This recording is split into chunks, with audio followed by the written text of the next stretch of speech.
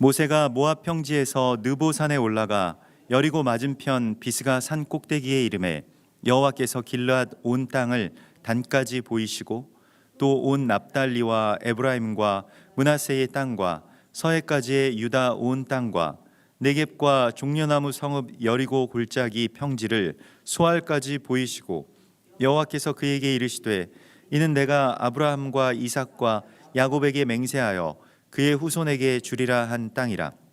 내가 네 눈으로 보게 하였거니와 너는 그리로 건너가지 못하리라 하시매 이에 여호와의 종 모세가 여호와의 말씀대로 모압 땅에서 죽어 벳보을 맞은편 모압 땅에 있는 골짜기에 장사되었고 오늘까지 그의 묻힌 곳을 아는 자가 없느니라.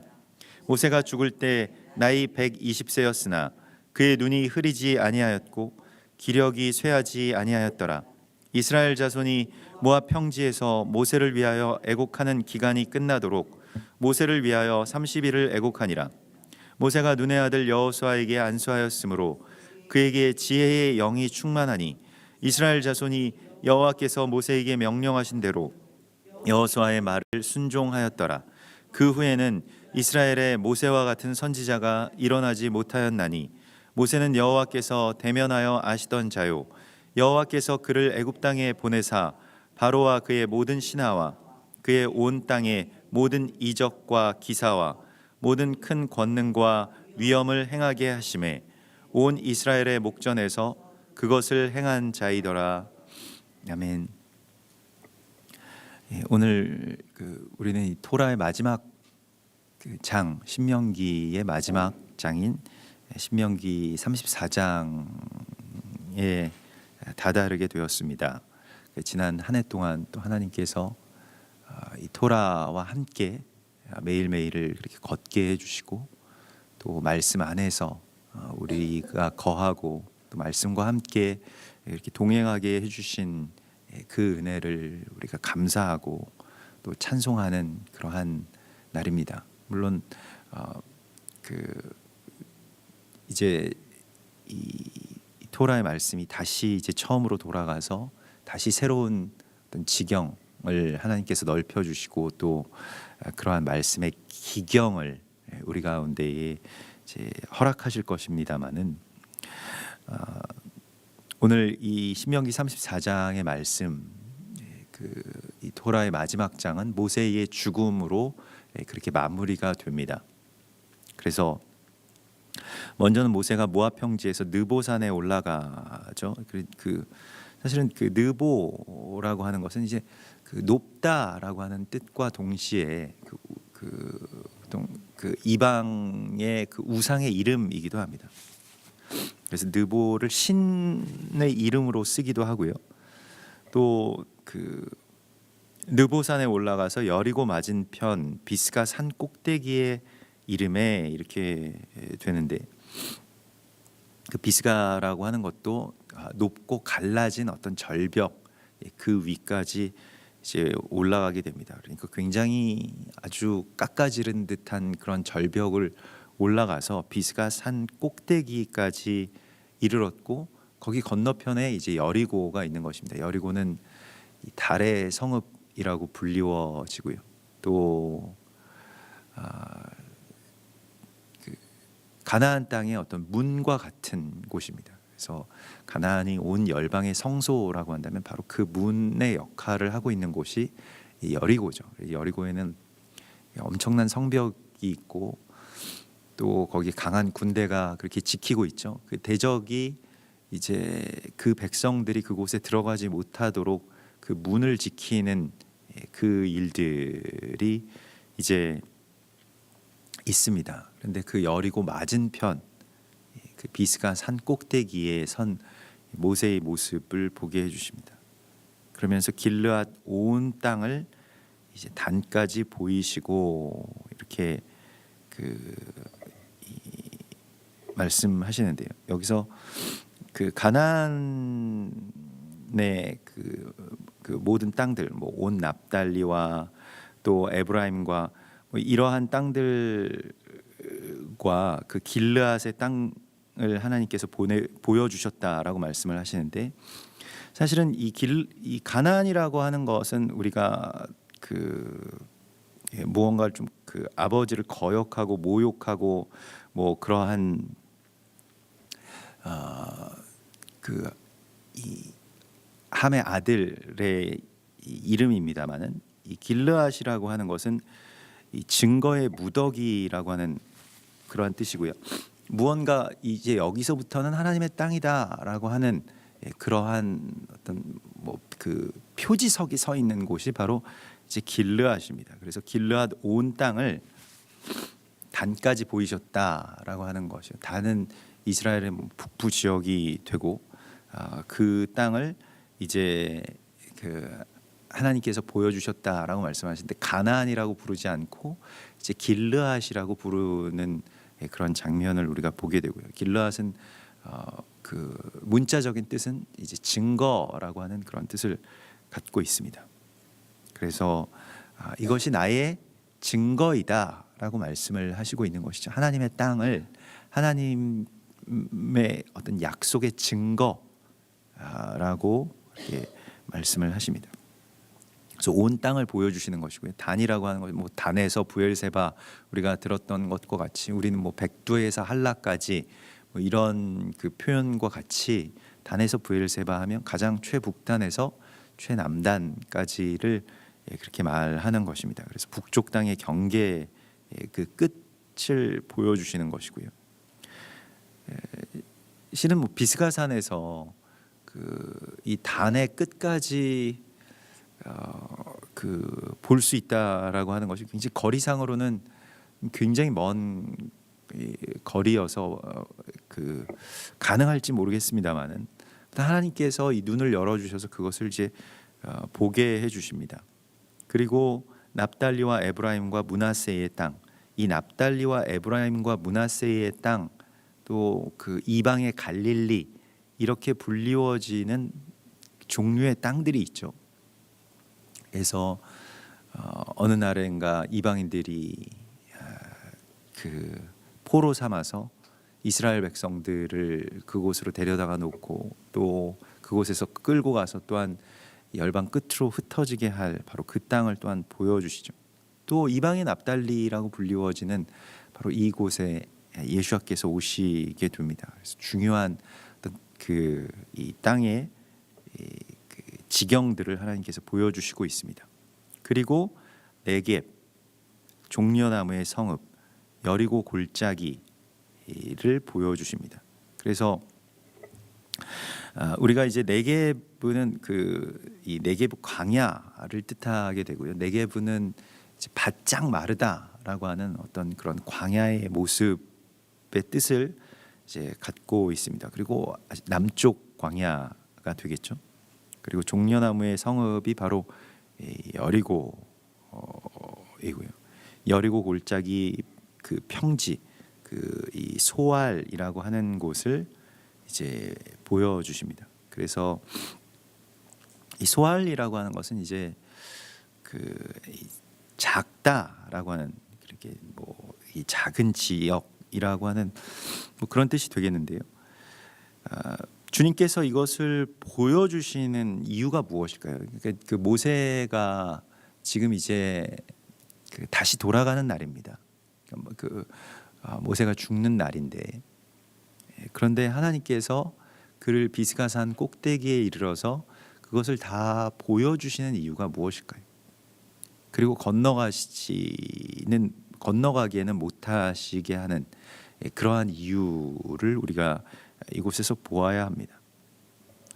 주님께서 모세에게 그 땅을 보여주신다라고 하는, 우리가 무언가를 본다라고 하는 것은 무언가를 구하고 바란다, 소망한다라고 하는 것과 이제 연결이 되겠습니다. 그래서 약속의 땅에 대한 소망을 품는 것, 약속의 땅을 이제 바라보기 시작하는 것, 그것이 모세가 혹은 그 대명사라고 할 수 있는 이제 토라가 우리를 이끌어가는 어떤 최종적인 산 정상입니다. 토라의 산의 정상, 그것은 약속의 땅을 소망하는 데까지 나가는 것을 말합니다.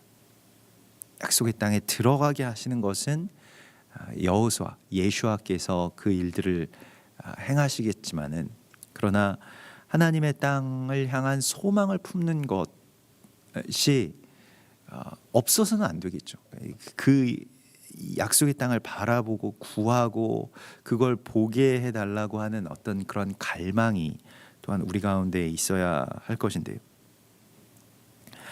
욥도 그 욥의 모든 시련들이 다 마친 그 마지막 지점에서 욥기 42장 5절에 보면 내가 주께 대하여 귀로 듣기만 하였었더니 이제는 눈으로 주를 배움나이다 라고 그렇게 고백을 하고 있습니다. 그래서 눈으로 무언가를 보게 되었다라고 욥이 그렇게 고백하는 순간 그가 생각했던 것들, 또 그가 판단했던 것들이 다, 또 그가 원망했던 것들이 다 사라지고, 그러므로 내가 스스로 거두어 드리고 티끌과 재 가운데서 회개하나이다 이렇게 됩니다.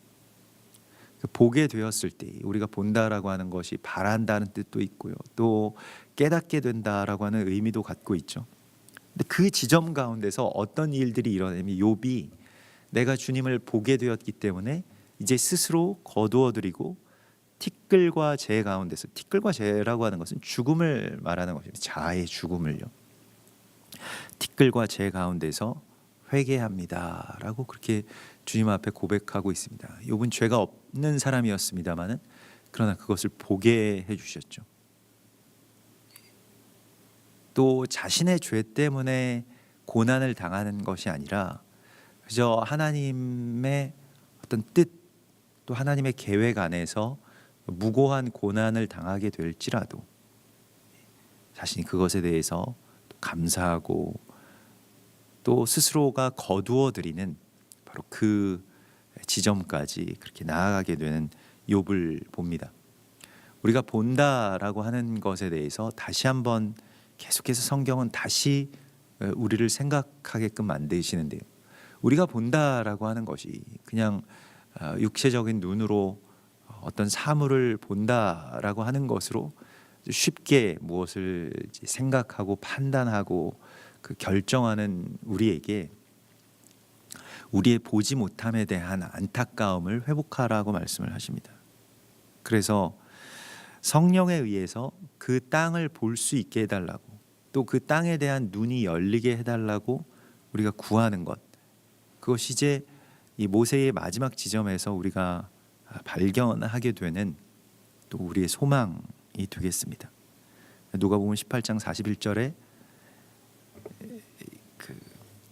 어떤 소경이, 여리고의 소경이 내게 무엇을 하여 주기를 원하느냐라고 예수께서 물으셨을 때에 주여 보기를 원하나이다 라고 하는 아주 정확한 소망을 하나님께 두었죠. 사실 소경, 또 대부분은 다 구걸하던 거지들이 자신들이 보는 것을 원하는 것, 우리가 생각할 때 뭐 당연하게 생각이 되겠지만 그렇지가 않았다는 겁니다. 앞에 계신 자가 누군지를 알아야 그에게 그것을 구할 수가 있었겠죠. 대부분은 그저 동전 몇 개를 떨어뜨려 주면 이제 그것으로 만족하면서 살아가는 그러한 이 구걸자의, 거지의 신세로 우리가 살아가고 본질적인 것을 하나님 앞에 구하지 못하는 그런 모습을 이제 성경의 소경들 가운데서 보게 됩니다. 그래서 그냥 우리는 보지 못함에도 불구하고 본다라고 생각하는 그런 죄를 짓고 있다고 요한복음 9장에서 예수께서 탄식하시면서 말씀을 하시죠. 그래서 우리의 눈이 보기를 원합니다라고 하는 거죠. 모세처럼 우리도 그 약속의 땅을 다 보기를 원합니다. 다 소망하기를 원하고 우리의 눈에 그것을 보여주시기를 원합니다라고 하는 그러한 고백을 하나님 앞에 우리가 드려야 할 것입니다. 그래서 내가 그 아브라함과 이삭과 야곱에게 맹세하여 그의 후손에게 주리라 한 땅이 바로 이곳이다라고 모세에게 이것을 직접 보여주시죠. 그리고 내가 네 눈으로 보게는 하였거니와 너는 그리로 건너지 못하리라. 모세가 그 땅에 들어가지 못하게 되는 이유가 그 첫 번째로 표면적인 이유는 무리바 물가에서 여호와의 영광을 드러내지 않았기 때문이라고 말씀을 하셨죠. 그리고 그 무리바 물가에서 여호와의 영광을 드러내지 않은 것이 무엇이냐면 백성과 다투었기 때문입니다. 그러니까 이 다툼이라고 하는 것에는 그 하나님께 이 영광을 돌리지 않고 또 하나님의 영광을 드러내지 못하게 되는 그러한 지점으로 들어가게 되고요. 그 백성들과 다투어서는 그 약속의 땅으로 온전하게 들어갈 수가 없다라고 하는 것을 다시 한번 하나님이 보여주십니다.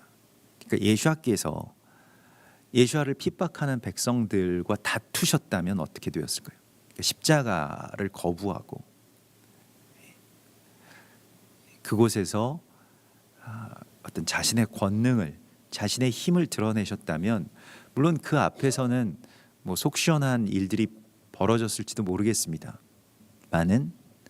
그러나 하나님의 온전한 그 영광의 뜻이 드러나지는 못했을 겁니다.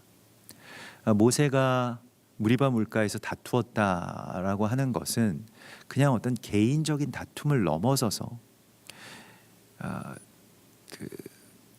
이 백성들을 구원하는 것, 그리고 하나님의 나라로 들어가는 것의 어떤 중심에 무엇이 있느냐, 그 다툼을 그치고 사실 자기 십자가라고 하는 것은 그냥 자기 희생만이 아니고 그 다툼에서 자기 자신이 지는 것이 패배하는 것이죠.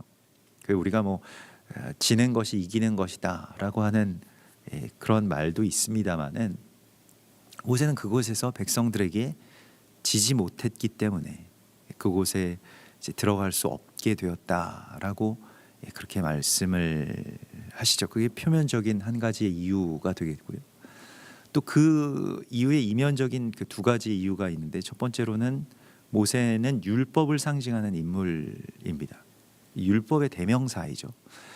그래서 모세가 어떤 율법을 가지고 와서 토라를 가르치고 그 토라의 행위로 하나님의 약속의 땅에 들어갈 수 있는 것이 아니라는 것을 모세가 그 땅에 들어가지 못하게 됨으로써 우리로 알게 해주십니다.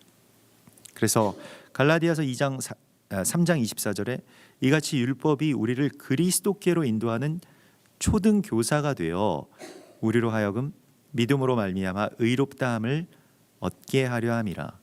그러니까 율법은 믿음으로 말미암아 의롭다함을 얻는다라고 하는 데까지로 우리를 인도해 준다는 것입니다. 그것과 그 서로 충돌하는, 상충하는 그런 개념이 아니고 우리가 율법을 통해서 의는 믿음으로 말미암아서 의롭다함을 얻는 것이구나라고 하는 것을 이제 아는 데까지 나아가게 해 준다는 것입니다. 그래서 모세가 그 율법의 어떤 표상적인 인물로서, 표상으로서 그곳에서 더 이상 나아가지 못하는 것을 통해서 하나님께서는 우리가 오직 그리스도 예수와의 은혜, 또 그 십자가의 은혜로 말미암아서 하나님의 나라로 들어갈 수 있다라고 하는 것을 우리 가운데에 그렇게 말씀하시고 있는 것이죠. 또 한 가지의 뜻은 한 사람이 이곳에서 멈추게 됨으로써 어떤 그 자기의 그 성취 혹은 자기의 바람 이런 것들을 다 내려놓고 하나님께서 말씀하신 그대로 그저 고집하지 않고 이곳에서 자기의 어떤 마지막 소멸의 지점의 사명을 다하게 됨으로써 많은 백성들이 그 다음 세대가 그 땅으로 들어갈 수 있게 되는 것을 모세를 통해서 보여주시죠.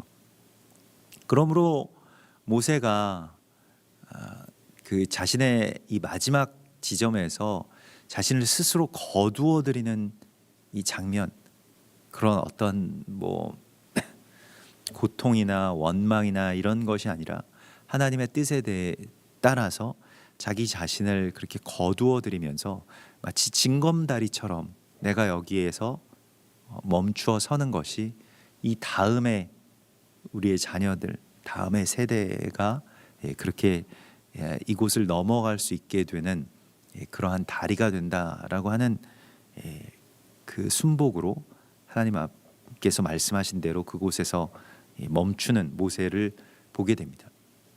사실 그것이 사랑이죠. 그리고 그것이 또한 우리가 나아가야 할, 또 우리가 멈추어야 될 그 소멸의 지점인 것을 하나님께서 우리 가운데 보여주시고 있습니다. 우리가 어떻게 사는 것도 중요합니다마는 어떻게 죽는 것은 사는 것 못지않게 중요하겠죠. 대부분의 어떤 죽음이라고 하는 것이 사실 많은 어떤 고통과 병마와 싸우다가 그저 패배해서 죽게 되는 그러한 어떤 죽음이 아니고 우리가 정말로 우리의 마지막 날까지, 우리의 삶의 그 마지막 지점까지 어떻게 서고, 또 어떻게 멈추어 서고, 또 어떻게 물러나고 스스로 거두어 드릴 것인가, 또 스스로 소멸됨으로써 그 다음 단계를 열 것인가라고 하는 것을, 그래서 삶으로서 우리가 하나님께서 주신 일들과 사명들을 성취하는 것도 있습니다마는, 그러나 죽음으로써 또 다음 단계의 문을 여는 것도 굉장히 중요한 일이 될 것입니다. 또 그것을 우리가 소망하고 또 그곳을 향해서 우리가 나아가야 되겠습니다. 그래서 항상 죽음을 생각해야 되는데요. 오늘 하나님께서 주시리라고 약속하신, 아브라함에게 보여주셨던 그 땅을 모세에게도 보여주시면서 너는 그리로 들어가지 못하리라 라고 말씀하시는 하나님의 마음도 아마 아프셨을 겁니다. 그러나 모세가 이곳에서 완전히 순종하고요. 그래서 여호와의 종 모세가 여호와의 말씀대로 모압 땅에서 죽었다라고 그렇게 나와 있습니다. 정말 감사한 이야기이죠. 하나님의 말씀에 따라서 살고 또 하나님의 말씀에 따라서 죽었다라고 그렇게 나와 있습니다. 벳부올 맞은편 모압 땅에 있는 골짜기에 장사되었다라고 하는데요. 오늘까지 그의 묻힌 곳을 아는 자가 없느니라. 그래서 이 벳부올 맞은편, 그러니까 어떤 이게 그래서 그 특정한 이 장소를 지칭하는 것이 아니라 좀 영적인 의미인데, 이 벳부올이라고 하는 것은 부올의 집이라는 뜻입니다. 이 부올은 바알 부올, 그러니까 이 대적과 적그리스도를 의미하는 것인데요. 거기에 맞은편에 그가 섰다, 그가 묻혔다, 그가 그곳에서 죽었다라고 하는 것은 정말로 이 부올을 대적하는 자리에 그가 계속해서 있겠다라고 하는 것이죠. 바알, 그 바알 부올이라고 불리워지는 대적, 그것은 땅의 주인 행세를 하고 자신이 하나님이 되는 그러한 신의 이름입니다. 그래서 그러한 그 부올, 바알, 부올과 바알은 사실 같은 그 이야기인데, 내가 주인 되고 내가 신이 되는, 그게 인본주의와도 연결이 되어 있고 또 다른 여러 음란한 우상 숭배와도 연결이 되는데, 그러한 집 앞에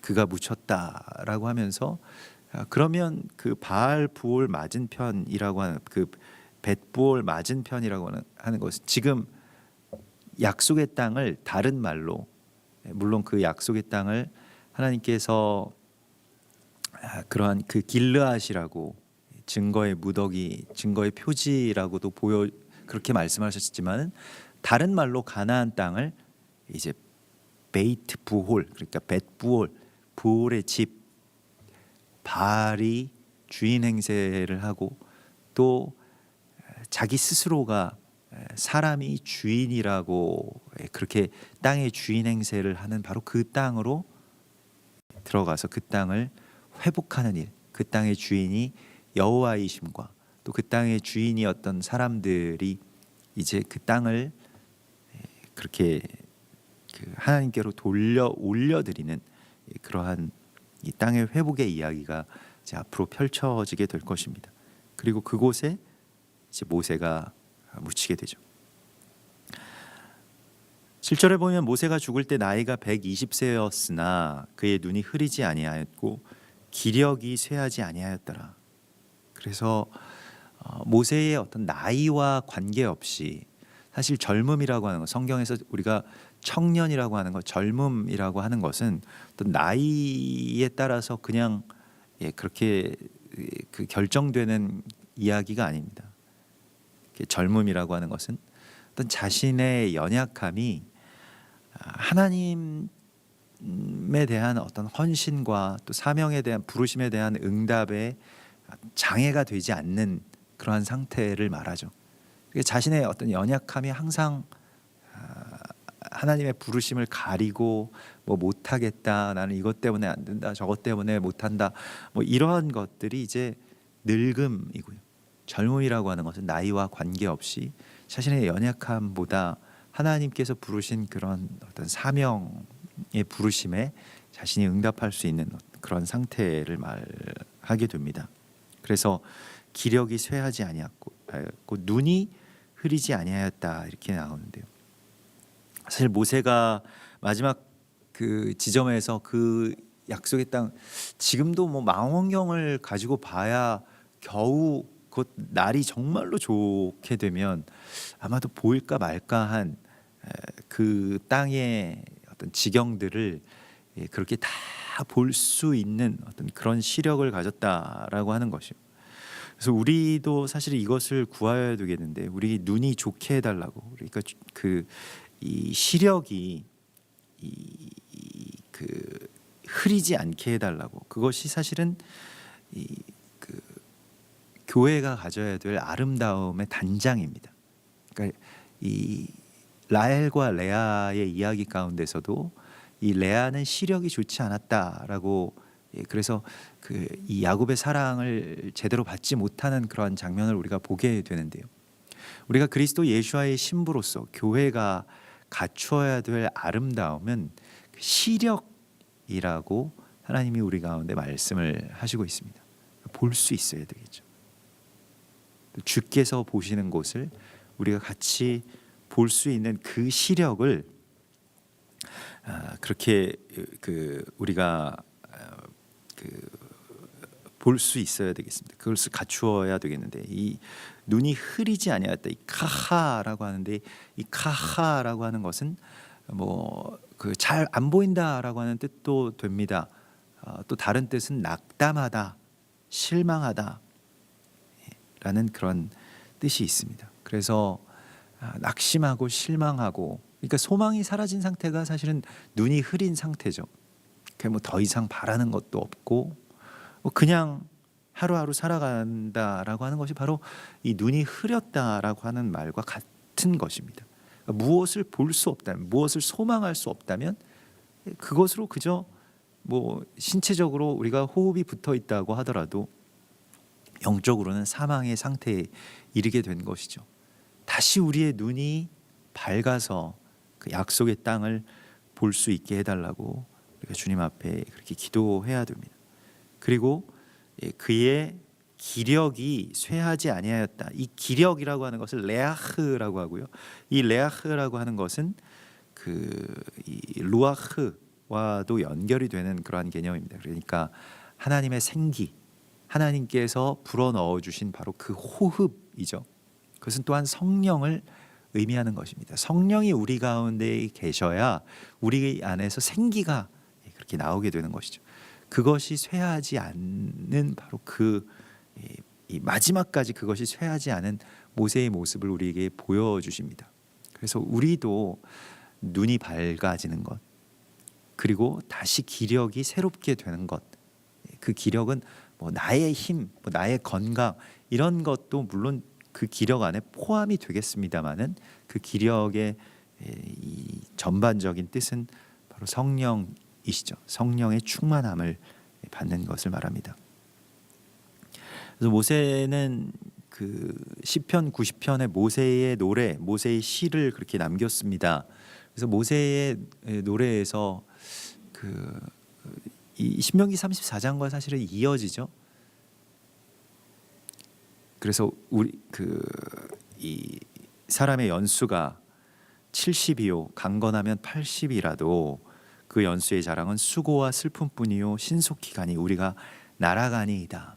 그래서 그 자신의 마지막 지점에서 정말로 세월이 뭐 항상 우리가 이야기하는 것과 같이 살처럼 빠르다, 날아가니이다, 아주 신속하게 우리가 가는데, 그런데 그 모세가 그곳에서 구하고 있는 것이 시편 90편 12절에서 주여 우리에게 우리의 날 계수함을 가르치사 지혜로운 마음을 얻게 하소서라고 그렇게 구하고 있습니다. 마지막 때에 나를 계수하는 것, 종말의 시간 속에서 우리가 개인적인 어떤 삶의 막바지에 이르게 되고 또 남은 연수가 얼마 남지 않았고 그게 꽤 많이 보이더라도 굉장히 신속히 갈 것이라고 하는 것을 뭐 모세를 통하지 않더라도 우리가 알고 있습니다.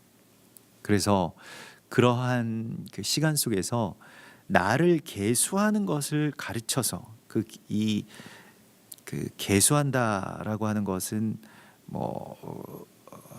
그 시간을 세워본다라고 하는 뜻과 동시에 그것에 대해서 뭔가를 준비한다, 예비한다라고 하는 그런 뜻을 갖고 있습니다. 그래서 이 마지막 때를 향해서 우리가 나아가고 있는데 내가 죽을 날이 이제 얼마 많이 남지 않았고 사실은 그것을 볼 수 있는 눈이 우리 가운데 사실 필요하죠.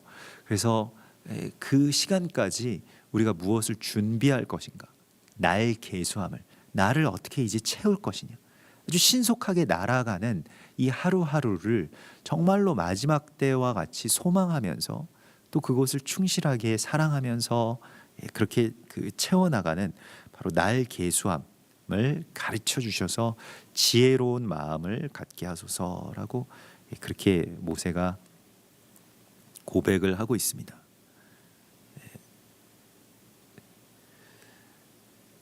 그래서 잠언 4장 25절에 내 눈은 바로 보며 내 눈꺼풀은 내 앞을 곧게 살펴 내 발이 행할 길을 평탄하게 하며 내 모든 길을 든든하게 하라.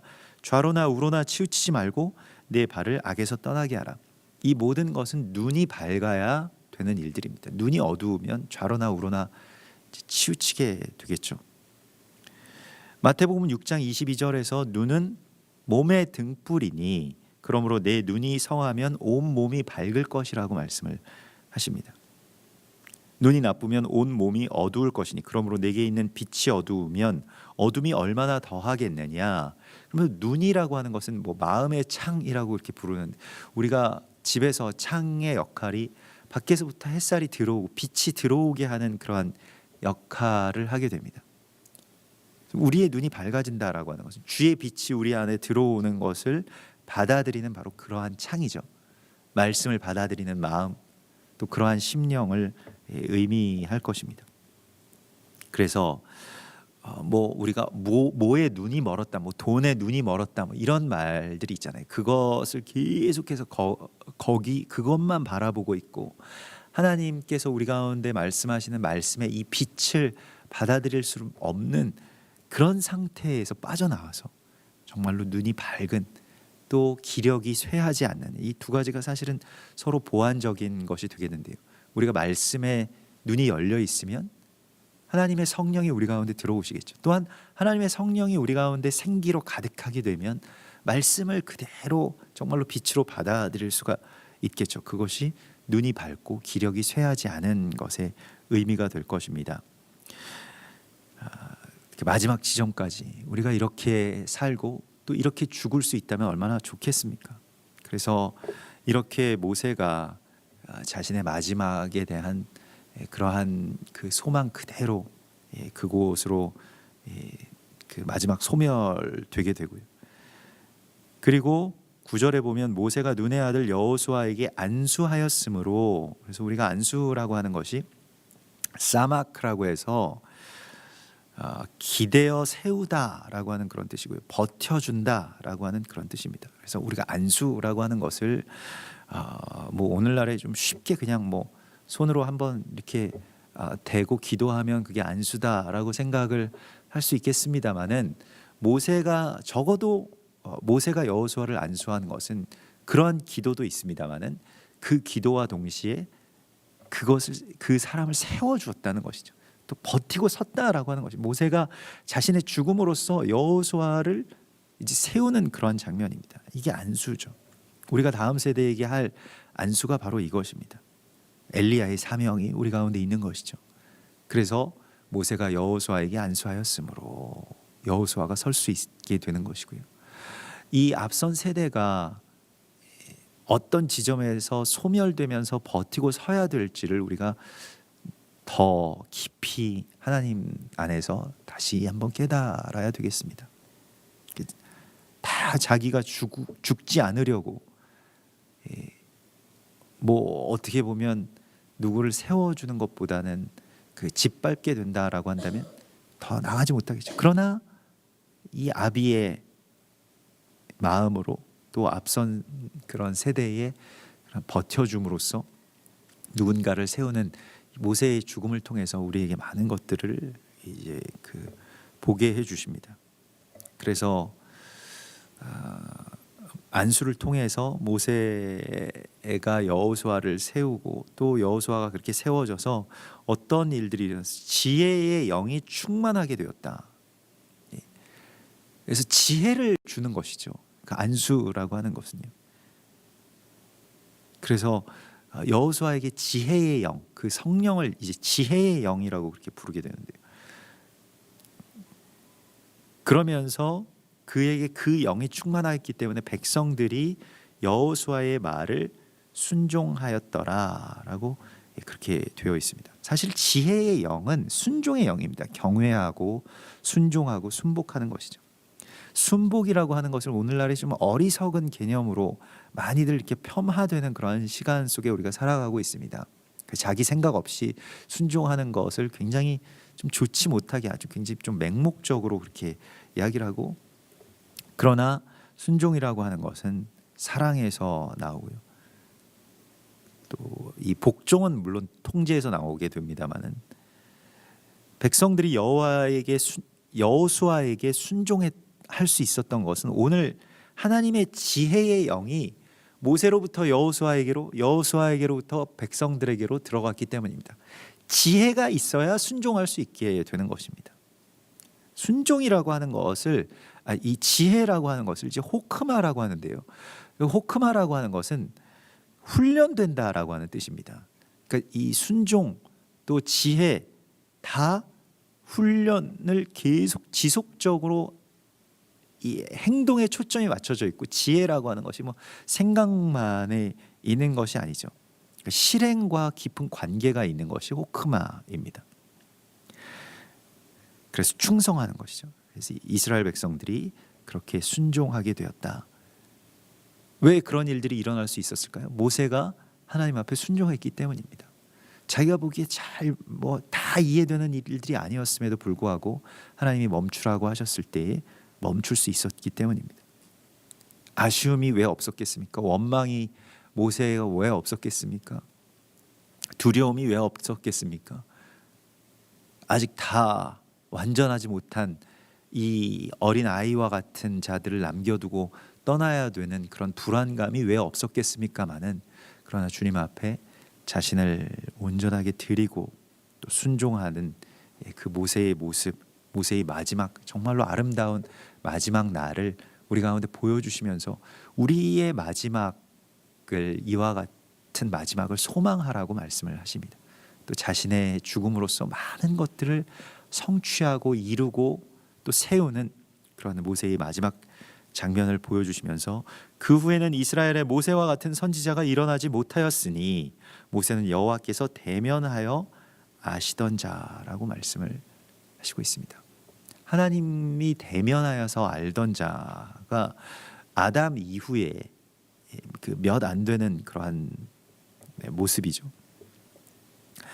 고린도전서 13장 12절에 우리가 지금은 거울로 보는 것 같이 희미하나 그때에는 얼굴과 얼굴을 대하여 볼 것이요 지금은 내가 부분적으로 아나 그때에는 주께서 나를 아신 것 같이 내가 온전히 알리라. 바로 그때가 무엇입니까? 우리가 주님을 정말로 깊이 사랑하게 되고 그 사랑 가운데 온전하게 들어가게 될 때 주님을 대면하여서 볼 수 있게 될 것이라고 주께서 말씀을 하십니다. 우리 이 마지막 끝에 모세가 하나님과 그렇게 대면하게 되고 또 하나님께로 돌아가게 되고 또 참된 성취, 자신의 소멸을 통해서 이루는 그러한 참된 성취의 마지막 날을 만나게 됩니다. 우리의 마지막도 또 우리가 이 토라의 마지막 그 지점까지 그렇게 온 것처럼 우리의 마지막도 그 산에 그 높은 곳에서 하나님의 약속의 땅을 바라보면서 또 주와 함께 또 주님을 바라보면서 주님을 대면하는 그러한 지혜와 생기로 가득하기를 소망합니다. 우리 같이 기도하겠습니다. 하늘에 계신 우리 아버지시여 이름이 거룩히 여김을 받으시오며 나라의 임하옵시며 뜻이 하늘에서 이룬 것 같이 땅에서도 이루어지이다. 오늘날 우리에게 일용할 양식을 주옵시고 우리가 우리에게 죄 지은 자를 사해 준 것 같이 우리 죄를 사하여 주옵시고 우리를 시험에 들게 하지 마옵시며 다만 악에서 구하옵소서. 대개 나라와 권세와 영광이 아버지께 영원히 있사옵나이다. 아멘.